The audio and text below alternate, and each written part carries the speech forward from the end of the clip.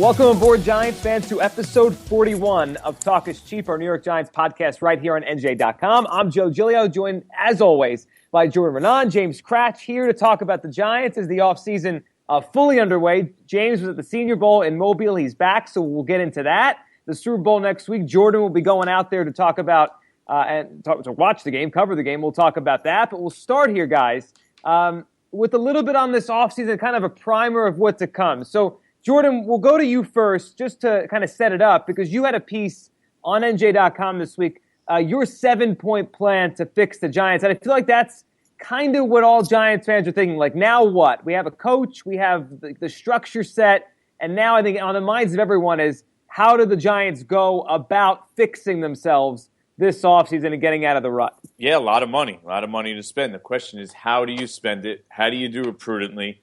And where do you invest? Do you put it? How much do you go dig into free agency? How much is too much? You look at the teams that are consistently in the Super Bowl or going late in the playoffs. Most of them not built. The cores of these teams are not built through free agency. Yes, you can fine tune through free agency. The Broncos, maybe more so than most teams, have done well in free agency. Emmanuel Sanders, Elvis Dumervil.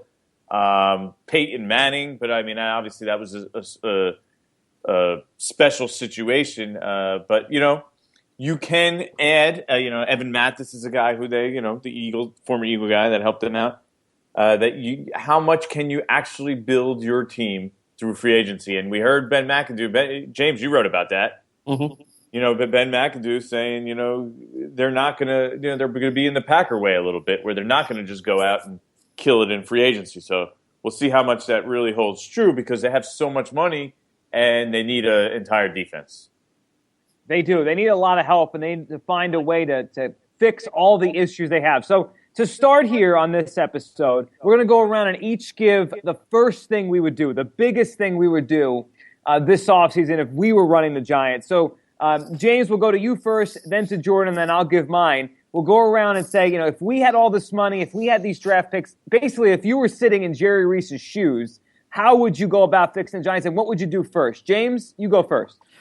I would go out and get a good veteran free agent, free safety. I was down at the Senior Bowl, and there's some good, safeties in the draft. The Boise State kid, Darian Thompson, was one that caught a lot of eyes in Mobile. But you don't want to have another young guy back there with Landon Collins in his second year. I think you want to have a veteran presence. So I know, Giant fans are going to want Eric Berry. It doesn't seem likely that the Chiefs are going to let him hit the market. Eric Weddle. None of these top guys are going to hit the market. No, let's be honest. Yeah. I think people want, Von Miller. Come on, Von Miller's not hitting the market.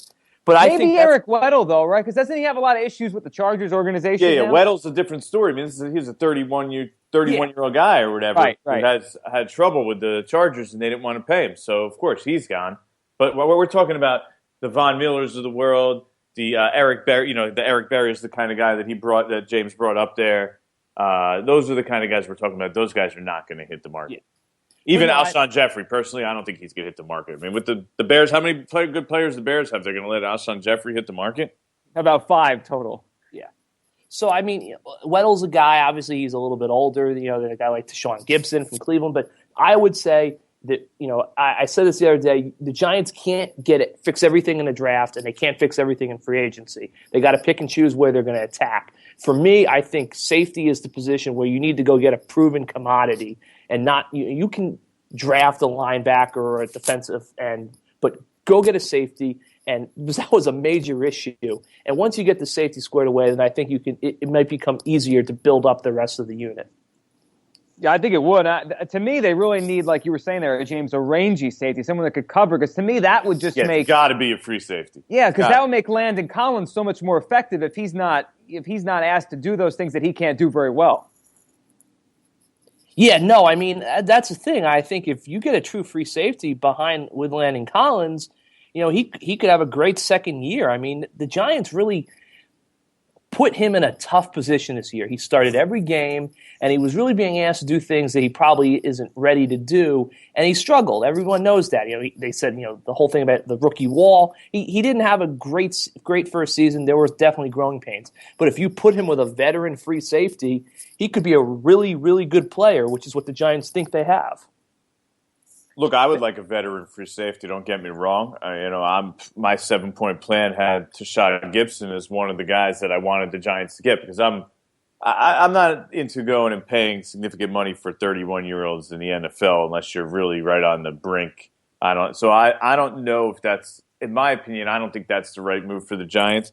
And the reality is, worst case scenario, they do have 3 safeties coming back, 3 young safeties. I know you want a veteran one. But they do have Michael Thompson. Mm-hmm. They do have Nat Burhay. They do have Bennett Jackson. These are 3 guys that, kind of screwed the season when they got injured, and they kind of put them in that spot where, oh, my God, now we're stuck without anybody whatsoever. But now, granted, I don't know if any of them can actually play safety successfully in the NFL. We haven't seen it from any of the 3 yet. So until we see it, we really don't know it. But to me, the number one priority, my number one move is, for me, it's Olivier Vernon, Dolphins defensive end. It's got to be pass rush to me. I mean, it's a no-brainer to me. You look at it, this is a team that couldn't rush the passer last year at all. They were third from the bottom, and the only 2 teams had less sacks than the Giants last year.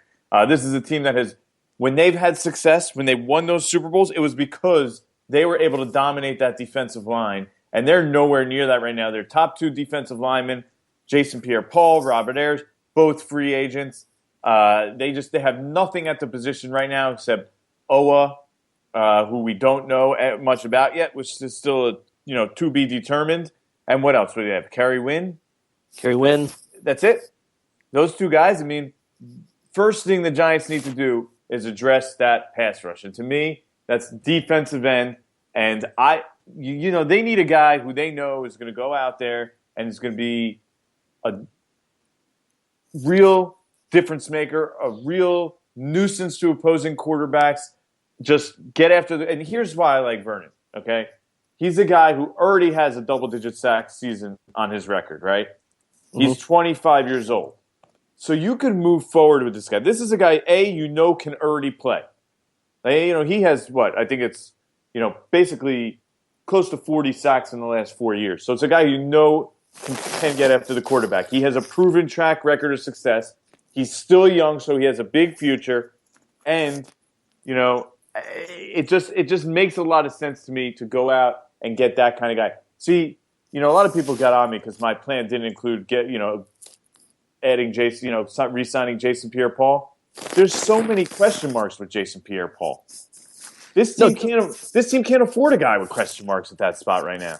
I mean, definitely. I mean, being down in the Senior Bowl, I don't think I got the feeling that no one in the NFL, agents, front office guys, coaches, scouts, media, no one really knows where this whole Jason Pierre-Paul thing is going to go in the offseason because there's so many questions. I mean, there are people that think that once he has the surgery on his hand, he'll be fine. There are people that think I don't care if the club comes off. I don't think he can be an impact, Pro Bowl level player anymore. People don't. I've always been of the opinion that someone's going to pay him, take a chance, and give him a lot of money. And at that point, in my opinion, the Giants probably will say, "That's great, Jason. We wish you all the best of luck, but we're not going to meet that cost." So I'm with you, but it'll be sort of deferred if we can get out of that deal because you got to give yourself an out with JPP, don't you? I would agree, but it's just I don't think anyone really knows what to expect or what's going to happen. So I don't think the Giants can plan and say, "Oh, we're definitely going to bring JPP back, and that's the way we're going to fix the pass rush," because who knows? Yeah, there's too many unknowns there. And for, like I just said, they have nothing at the position. It's not like they have O.C. Umenyiora and Michael Strahan, and then we'll say, okay, let's bring JPP back at a good price, a cheap price, and hopefully we can get something and have him as our 3rd guy, and if he blossoms into something more and recovers and blah, blah, blah. But they don't have that luxury. That luxury doesn't exist. You need a proven guy, a guy to move forward to the guy that they know for the next 5 years or 3 to 5 years is going to be a disruptive pass rusher for this team every year, game in, game out, season in, season out. And to me, that guy, look, it's not Robert Ayers, and I like Robert Ayers, don't get me wrong. I actually like to bring Robert Ayers back. I think he's played great for the Giants in his 2 years. He's been a force rushing the passer. And what I like is he's done it on the outside and on the inside on passing downs, which just makes him, almost a very versatile Justin Tuck-like player. But Vernon, to me, is the one guy. He's that slam dunk. Okay, he has a double-digit season under his belt. He's still young. Even guys like Mario Williams, yeah, he has double-digit seasons under his belt, but he's way more of a risk at this point. He's getting older. He had problems on his last team. Granted, he might have something to prove, but to me, Vernon is my guy. That is my move. I'm all over that move. I think the Giants need to do that. I agree with both of you guys in terms of the pass rush, and Jordan, I like the idea of Vernon. Before I give mine, what do you guys think about multiple pass rushers? I mean, they're going to have to bring in one guy, right? One big guy is probably going to make a boatload of the money they spend, whether that be JPP or Vernon or whoever else. There's just no way it's going to be JPP. You just right, can't, okay. You can't do that. Whoever it's going to be, and I like the Vernon idea as well, is going to be the high-paid guy they bring in. But do you think pass rushers are expensive? They are. But do you think they need more than just one? Is it an area you think they should address in multiple ways, whether it be Vernon and Ayers and a draft pick or two? Because you go back to when they were at their best, it wasn't just Jason Pierre-Paul. It wasn't just Strahan. It wasn't just OC. It wasn't just Tuck. It was all of them at different times in different waves. How about that? Addressing the pass rush, in more than one move. I'll go first on this. Absolutely. That's exactly what I think that they should do. That's exactly what I think should be the priority here. And let me say this.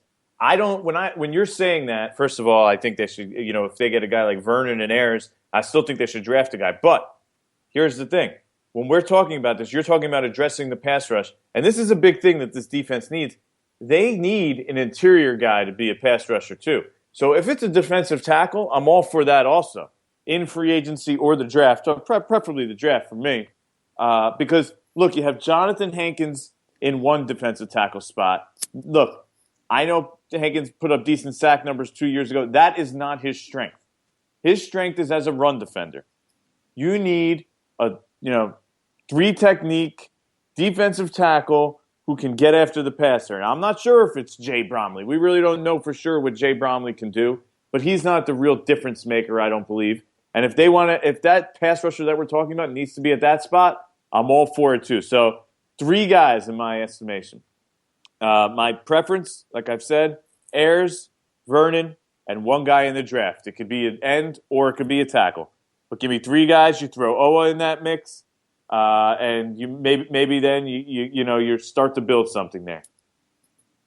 Are you on the same kind of wavelength here, James? They have to fix this pass rush in waves, not just the one big signing, whether it be Vernon or whoever, and say, here's our pass rusher? Definitely. I mean, you can never have enough pass rushers. I think it's like baseball. You can never have enough pitching. And if they can get after the passer and bring pressure consistently, that's going to make the rest of the defense behind them better. Including those safeties, James. Including the Very safeties, much. yeah. Very I mean, you think about it, okay, so let's just say the Giants are going to get a free safety, whether it be one of the injured guys or, a free agent sign, okay? If they can re-sign Prince, which I think Jordan and I both agree they should do, you got a pretty good secondary. If Collins is playing his natural strong safety, you got a free safety, you got the 2 cornerbacks, DRC and Prince. If they can get pressure, they still have issues in linebacker, but they're a lot better if they can get after the quarterback. The game that stands out to me the most was when they played the Cowboys at home. Yeah, they won the game, but Matt Castle had a drive where it looked like Joe Montana because no one was in his face. He can, and pretty much every NFL quarterback can make throws if he has a clean pocket. He can just stand there all day, and that's what the Giants basically allowed every quarterback to do. They did it. Yeah, they did it far too often. They won when they won their Super Bowls. Their cornerbacks were not the strength. They won because their pass rush was able to mask some of the deficiencies on the back end. Right. Aaron Ross was out there. They had, for the first one, R.W. McQuarters played a ton in that secondary. They didn't. Corey Webster. Corey Webster, right. Covering Randy Moss. He had his ups and downs, Corey Webster, for sure. Oh, yeah. I mean, he was a guy that sometimes he was pretty good, but then other times he wasn't at all. I mean, you're right. They masked what they had there. And I mean, just go to the Broncos. Now, they have good corners. They have a fantastic defense all around. But that AFC title game we just watched, I mean, their pass rushers, all of them, not just Von Miller, who's the best one, I mean, they all wrecked the game. Derek Wolfe and Ware's obviously special too, but he's older. I mean, that was why they won that game. That's why they beat Tom Brady, not Just Peyton. look at the Carolina Panthers. Front seven, tremendous, right? Yeah. Their safeties are pretty much deep in coverage are their weakness. You can hit big plays on them, but they're able to mask it most of the time because their front seven is great. One quick thing when we talk about defensive line is popped in my head. I think it's going to be one of the kind of interesting things to watch, and we get to OTAs and we get to training camp, is that Lewis Nix was a third-round pick that was didn't work out in Houston, was cut by the Texans, and the Giants they kind of in a way invested in the guy. They had him on the active roster for a couple of weeks. They had him on a practice squad for a lot of the year. Look, he's not a guy you can count on at all. Given his history and the fact that he never has really developed. But, if their gamble works out and he becomes something, he's a guy that could potentially strengthen the interior as well. So, look, he's very low on the list of guys we're talking about, I think definitely. But, he's also a guy to keep in mind as well. Yeah, I think Bromley's a better potential guy who can make a bigger splash. I agree with that, yeah. Because they need that guy opposite Hankins. They have – Nix is more of that Hankins role in my estimation. Yeah. Whereas I think Bromley's more of that, okay, here's a guy who his strength is rushing the passer. It's supposed to be. So, maybe, he could develop into that. We haven't seen it enough to this point, but you never know. I mean, year three, I mean, he was considered a little raw. So year three is kind of the year where everyone kind of thought, okay, maybe this is the year that he probably would be able to, come into his own. So. Some potential there. We saw some flashes of good stuff from him this year for sure. Not enough. Not enough. And that's kind of the theme of the Giants defense. Not close to enough. I'll stay on that side of the ball for the first thing I would do. So James went with a free safety. Jordan, you went with the pass rush. And I'll go with finding a reliable middle linebacker. I mean, something that when the Giants have been at their best over the last decade or so, they've had someone in there. There was a veteran with Pierce. There was a veteran in moments with John Beeson. But for so many games, over the past few years especially, it's just been a revolving door. They can't keep the guy on the field, whether it be Beeson. They can't keep their leader out there. They need, to me, to find someone at middle linebacker that can play and you can count on. Because everyone loves John Beeson, but you can't count on that guy. I mean, his career might be over and certainly probably over with the Giants, but you can't count on him to play because that's his track record now that he's too injury prone. So I don't know where they find it. They're probably not going to invest high in the draft because that's not Jerry Reese's way of going about business with a middle linebacker, but they have to find someone in the linebacking core, primarily in the middle to me, that they could count on out there. I'm with you, Joe. I mean, that's another. I mean, we just hit on the three biggest spots on that defense. But here's the thing: we all went defense because we know that needs to be where this focus is addressed. I think this offseason. We all agree on that. Has to be definitely. I mean, the defense was just so bad, and if they hit all three areas we illustrated there probably will people will say they had a successful offseason. Now, a lot tough of this thing to do, Joe. I mean, that's a tough thing to do. Middle linebacker, as you said. I mean, that is a tough spot to fill, especially in free agency. If you have a good middle linebacker, who's letting a good middle linebacker go? Not many teams. I'm looking at the list right now. Why would you let a middle linebacker go? The Broncos are maybe the only one because they kind of have two, but neither are great. Trevathan, I think, is the one that everyone kind of expects to hit the market. Mm-hmm. I mean, besides that, what do you got? I definitely, not necessarily as a starter. I definitely. Here it comes. South Carolina love. Well, I think they should re-sign Jasper Brinkley. I don't disagree. Because I think that he on this one, James. He was Jasper he played Brinkley well. Club right there. I'm not saying that he's like and maybe you don't want him to be the starter, but you bring him in because look, I was the Senior Bowl. The Giants, they could draft Reggie Ragland at number 10 overall, and I know he's playing some outside down there, but you could draft him number 10 overall and say, all right, we fix this problem in the next 10 years, but that's not what the Giants do. So there you get into free agency, and it's so hard to get a middle linebacker that I think that obviously they should swing for the fences, but make sure you got Brinkley back, because at least at some point you're going to get something serviceable if you have to kick the can down the road further.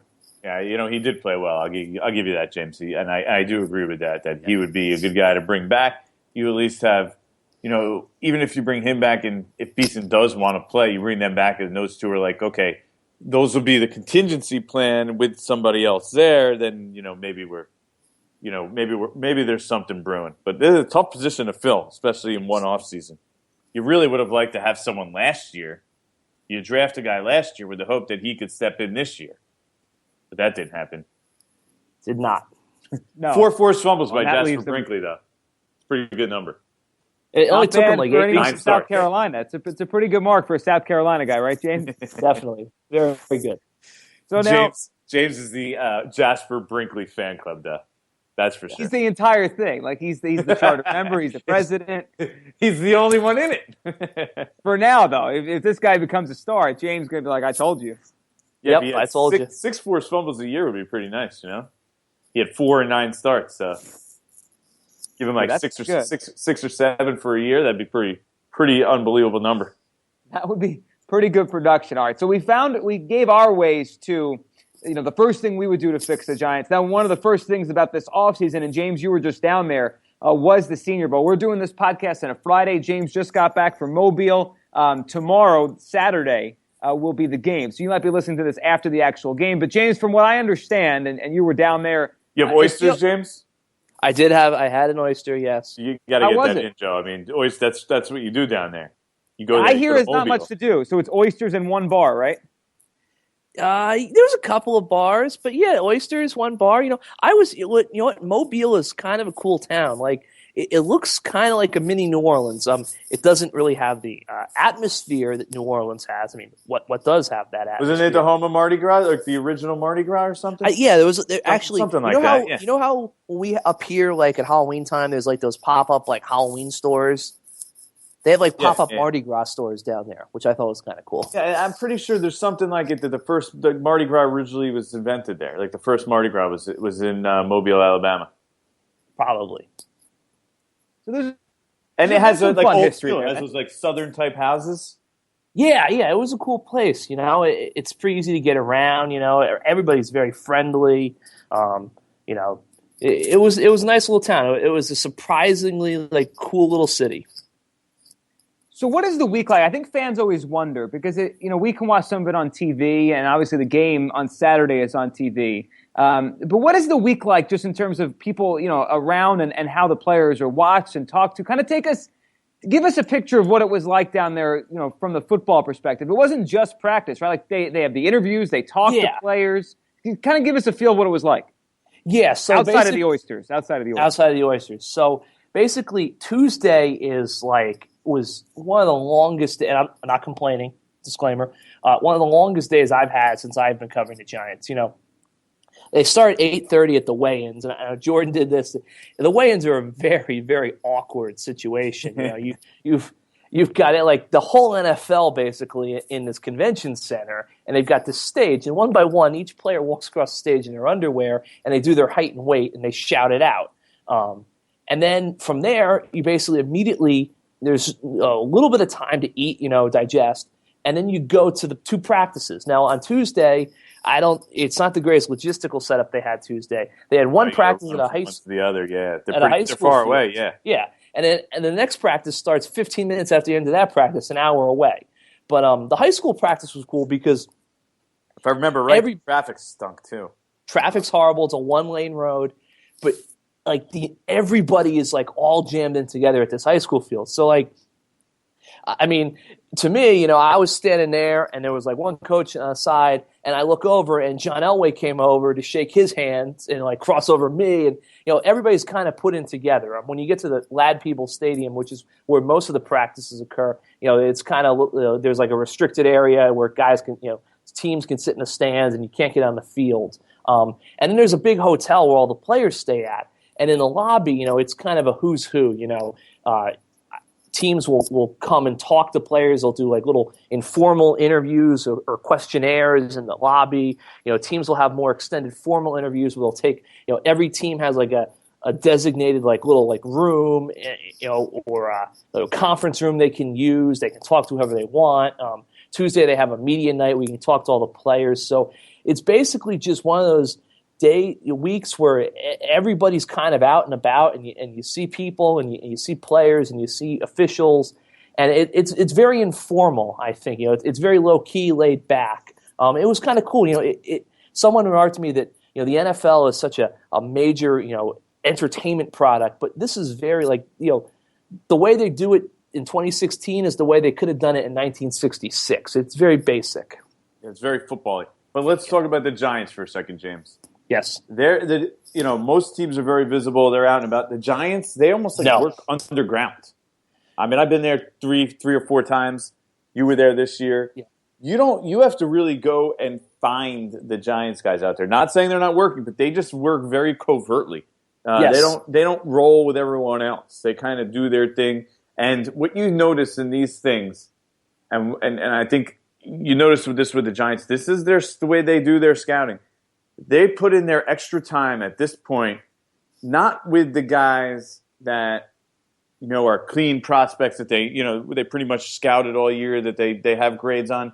They spend this time meaning the Senior Bowl and the Combine and their workouts prior to the draft on guys that they have questions about, on guys that you see a lot of questionable guys, questionable backgrounds, questionable position-wise. Like Braxton Miller was a guy you pinpointed as them paying special attention to.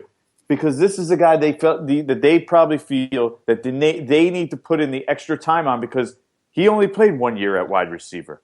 They only have 1 year's worth of tape on him. They have a lot of questions about whether he can probably transition to wide receiver. Guys who who's the defensive end that kind of got he didn't flunk out, but what did he get kicked out of Ohio State? Well, Adolphus Washington was a guy who they were talking to, and he got in some legal trouble. He was suspended from the Fiesta Bowl, so he's a guy they probably want to talk to and find out, ask him, what happened. Give us the story. So that's the Giants' philosophy at these things. I mean, that's what they're trying to do. They're trying to clear up any question marks, or if they have to, basically say, this guy's undraftable. They want to be able to say that, and they use these special NFL functions basically as extra time to put into those kind of players. Before we move on, anything else you notice about them, James? No, any other common theme with the guys that they sort of met with or were hovering around? Not really. As I said, it was kind of like you would see a blue windbreaker and you'd be like, "Oh, is this a Giants guy?" And then you'd see the horseshoe. It's a Colts guy. There were some teams down there. Like the Eagles, everywhere you turn, there was someone with Eagles gear on. The whole coaching staff was there. I mean, Jeffrey Lurie flew in for Wednesday, but John Mara wasn't there. John Mara was not there. Chris was. Chris is there. Chris is there. Chris Mara was there. Who's in the personnel department? Yep. Mark Ross, the draft boss, was there. Kevin Abrams, assistant general manager, was there. Jerry Reese was there. I got to see Jerry the other day. He was a guy, but they weren't very visible. Jerry sit with Mark and Chris on the other side of the field? Yes.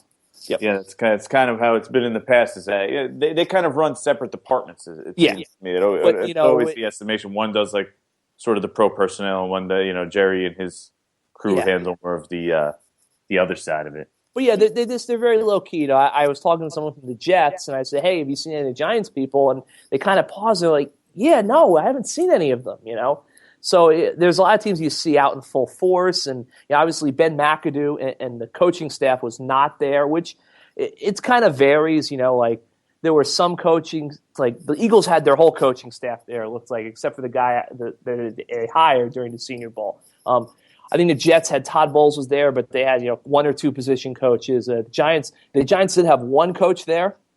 Special teams coordinator Tom Quinn was there. I believe that there's But why was he there? But why was he there? He was there because, from my understanding, is that they have a kickers, punters, long snapper workout. It's not necessarily associated with the Senior Bowl, but it's kind of run concurrent to the Senior Bowl, so that those guys can get a look. It's somewhere in the area. I'm not exactly sure what city it was in. So my understanding was that he was just rolling through town to go to that, so he happened to swing by the Senior Bowl practices.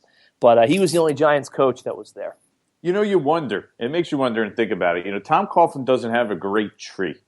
His guys didn't go down there. I don't know if they ever went down there, but at least toward the last 4 or 5 years when I've been down there, there's been no Giant coaches. This is also an opportunity for these guys, coaches, to go down there and spend more time with other coaches and sort of mingle with other people around the league. I wonder if anyway it stunted growth of assistants by not being down there. You know, because you think about Tom Coughlin's tree, and there's really not a huge tree of guys that have sort of sprouted out and spread their wings and done bigger and better things. It's interesting when you say it like that because, look, the guy coached forever. He had a lot of success forever, 2 different franchises, and he doesn't. You're right. He doesn't have that tree where, you start saying, oh, that's the Tom Coughlin tree. It just – there's not many of those guys. Yeah, I mean, Spagnuolo got a job, but he was really only with them for 2 years. Right. I mean, he didn't, grow up in, Coughlin's coaching staff and go on and become a head coach. It was more and then Sullivan became the offensive coordinator of the Bucs, but that didn't work out very well. Right. He's the one guy that you almost, who else really was there for the long term? I mean, Dave Merritt's been their secondary coach for 10 years? Yeah. No, I guess it'll be 13 years now. I think he was there when Tom got there. So yeah, but was he there as the secondary coach? That's a good point. You're right. He's been there. So he was there when Tom got there. He's the only one left, right? I think so. But I don't think he was. I don't think he came in as the secondary coach. I think he was one of those defensive assistants at first. But that wasn't a Tom thing, right? That just seems like it's a Giants thing where the coaches don't go because McAdoo's not there now, or wasn't. Yeah, we don't know. Who knows? I mean, I haven't been around long enough. I assume if their coaches wanted to go, I'm sure they could go. If it wasn't like a philosophical thing for Coughlin. I mean, McAdoo. You said I think the Packers don't go, right? I mean, I didn't see Mike McCarthy. Obviously, Mike McCarthy, he dropped out of the Pro Bowl because he got sick. Oh, that's why they weren't there. Yeah, I don't know. But I didn't see. I didn't see a lot. I didn't see a lot of Packers scouts either. I saw one or 2 guys wearing Packers gear, but that might be the case if they, like the Giants, kind of work under the radar. Yeah, they're there. They're there. All team scouts are there for sure. Yeah, 100%. It's funny. Everyone's trying to do the same thing, but everyone does it a little bit differently. Yeah, Giants are very old school in their approach to scouting. I think that's for sure. Jerry always says it. It doesn't change. It's football. He gives you these. He talks in real football speak. He's a football guy. Yeah. Yeah. He uses that term that they continually, Chip Kelly continually used when he went to San Francisco. Oh, he's a football guy when talking about Balky out there. Jerry Reese is he's a football guy. He's a scout. He was a former coach. He was a former player. I forget. Somewhere in Tennessee. Right, and football guys always seem to get along with other football guys, and the non-football guys, they don't fit in quite as well. Ah, yeah, then you become Howie Roseman. That's right. Howie was there, holding court. Oh, Howie's always there when he's allowed. Yeah. Chip's not telling him to stay home.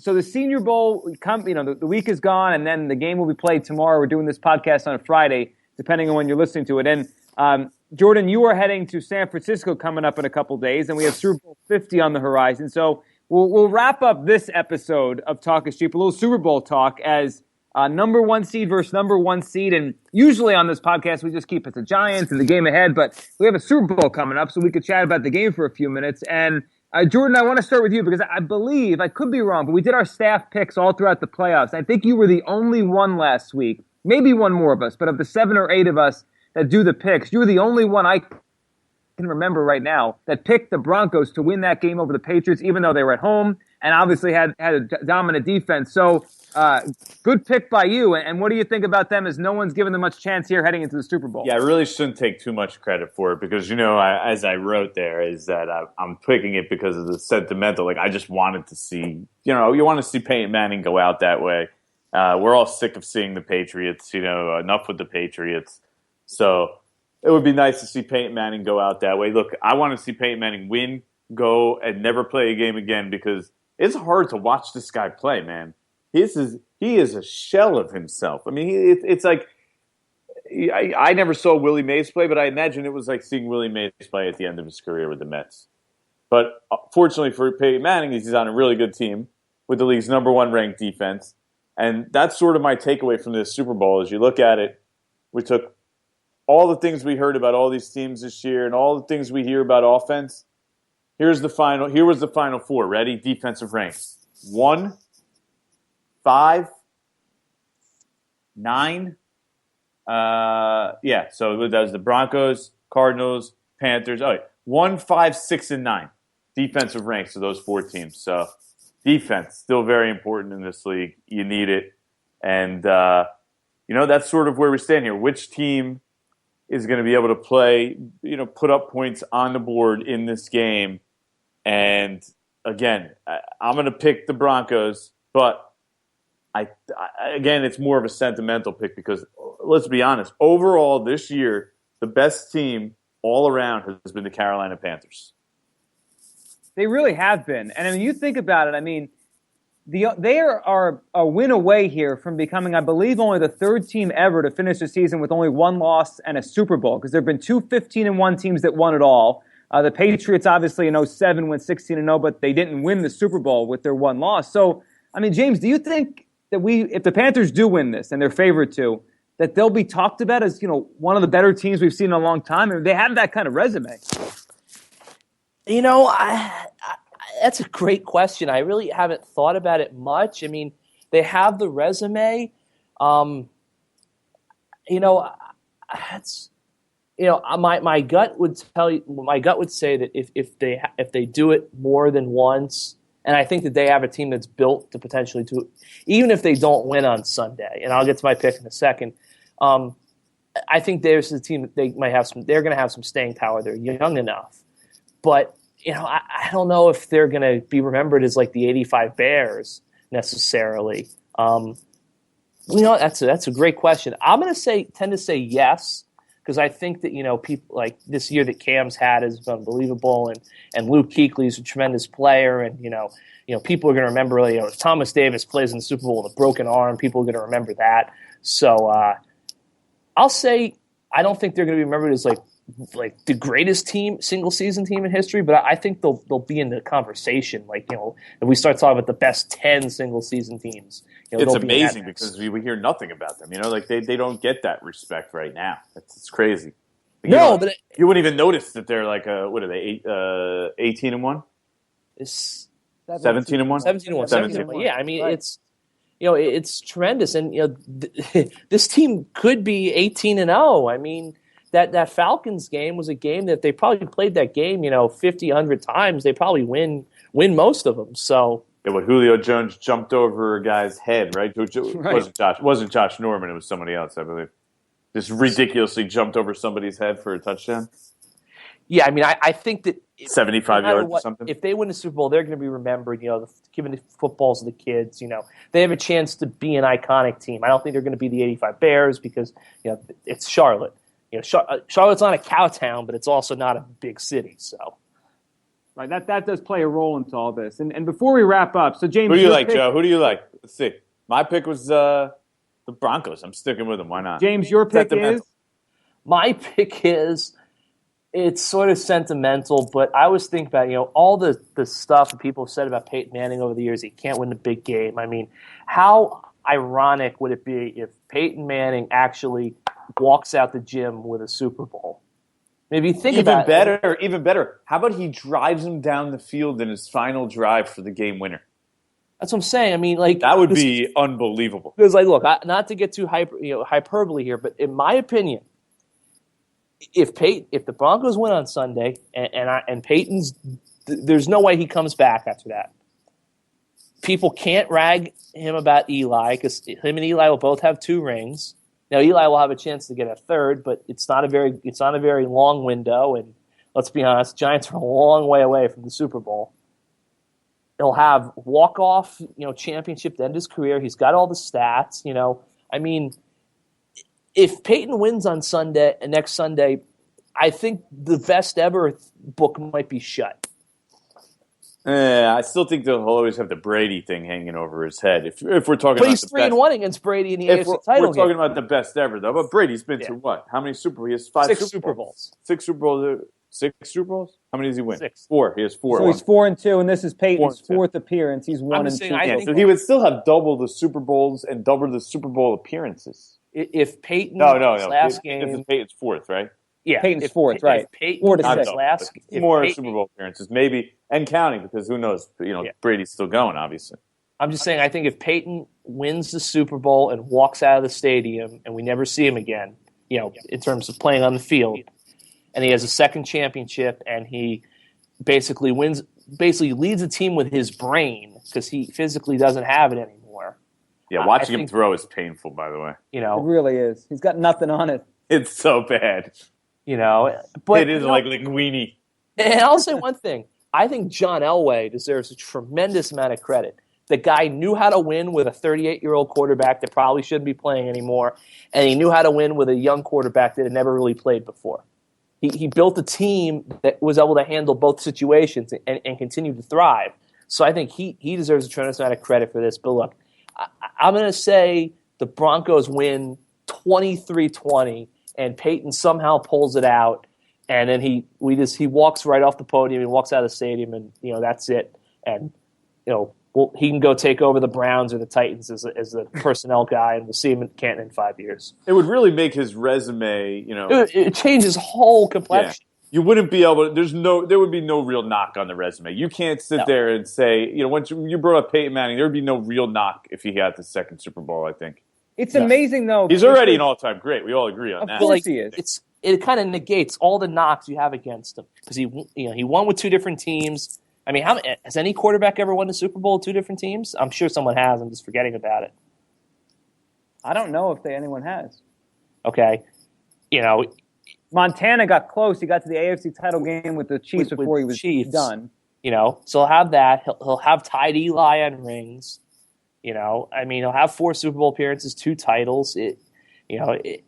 If he wins this game, I just think that he's a guy who I think he'll rise to the occasion somehow, and he'll find a way on Sunday. I'm going to go with the Panthers. I'm going to be the buzzkill here. Even though I'm with you guys, I want Peyton to win. I love watching him play throughout his career. Would love to see him walk off the field. Way to ruin it, Joe. I know, with the victory. But it's funny, James, as you said that, it's not fair, and Jordan, I agree with you, his legacy shouldn't be altered like that much. I mean, he's done his thing. I mean, he's one of the great quarterbacks ever. But there is going to be a major divide based on this outcome. I mean, like you guys said, if he wins, he walks up the field a winner, you can't really say anything. He loses, that'll always be there. 1-3 in the Super Bowl. 1-3, yeah, that's. It'll go back to that. Like, and even when he was in college, like he didn't do well in the biggest games. That's been his legacy, fair or not. And not to throw more water. We're talking about the fact that he's going to be in that greatest ever conversation is pretty awesome anyway. But when you're in the greatest ever conversation, you're nitpicking little things, and that's what happens. And not even that, but yes, he won the Super Bowl, but as I've always said, he basically won the worst Super Bowl in history. I mean, it was ugly. It was like a regular season game, and at the end of it, they just handed the guy a team that won the Lombardi Trophy and patted him on the back. Yeah, I don't care about that. Maryland basketball won the ugliest, worst basketball game ever played. That Bears team against Indiana, it was like 50-something to 50-something. It was disgusting. Yeah. And you know what? I don't care at all. That Bears team and Rex Grossman, it was just it was a very underwhelming Super Bowl. I always kind of felt bad, but Peyton finally got a championship, and it was like the most ho-hum championship in history. It's a different game though, because when you look 20 years ago, there was no salary cap, so the teams that were in it were all behemoths every year. The Cowboys and Niners. Yeah, and the Broncos and the Bills were in it every year for the AFC. Like there were teams that were loaded from top to bottom because there was no salary cap. So you can have guys that once you had built a team where you were loaded everywhere, you weren't going to lose 5 guys to free agency. So you weren't going to lose half your good players to free agency within the next 2 or 3 years. I say Broncos win close or the Panthers win by 30. I think that's the 2 things we're getting. Yeah, so the Broncos. That's not positive for the Broncos. Oh, it is. No. They can't get behind. You're really stretching picking a win then. Yeah, you can't fall behind 14-0 like 21-0 like everyone has, right? Right, because then you just get steamrolled. James, before we wrap up, to go back to what you said earlier, no quarterback has ever won a Super Bowl with 2 different teams. So Craig Morton with the Cowboys and Broncos very early in Super Bowl history took 2 teams, and then Kurt Warner took 3 different teams, 2 Rams teams and the Cardinals, so 3 teams but 2 franchises, and now Peyton. So only 3 quarterbacks have ever taken 2 different franchises, and none have won with 2. So he'd have that. I mean, that's a pretty, and give Peyton credit. He chose the right situation. I mean, there were multiple teams that were in that free agency sweepstake. I mean, look, we saw what happened with Brett Favre. Brett Favre kept on chasing one more championship, and it really didn't end very pretty for him. And I think Peyton deserves a lot of credit for, even though he probably played a year too long, he might squeeze a championship out of it and go out on top, which is something that no one really has ever been able to do except the guy who brought him to Denver. Which would makes the story even better. So Jordan has the Broncos, James has the Broncos, I have the Panthers. It'll be a fun week. Jordan, you'll be going out there on Monday, right? I will be going out there Monday. We will be at Media Day on Monday evening it is, I believe. In prime time. It'll be a fun week. There'll be a lot of Giants around, so stay tuned for some Giants news. Sounds good. And Odell Beckham, I believe, will be out there. I know Jeff Schwartz is out there. Victor Cruz is usually probably out there at these kinds. Eli's out there. Has a chance to be named the Walter Payton Man of the Year. Manning family, that'll be a pretty decent story. So stay tuned. Come back to NJ.com all week. I'll have you covered. Great stuff. Jordan, you have a safe flight. James, you have a good week. And we'll catch up here soon. All right, guys? Sounds good. Sounds good, Joe. And we appreciate all of you for listening to episode 41 of Talk is Cheap, our New York Giants podcast right here on NJ.com. We'll be back with you soon to talk more Giants football.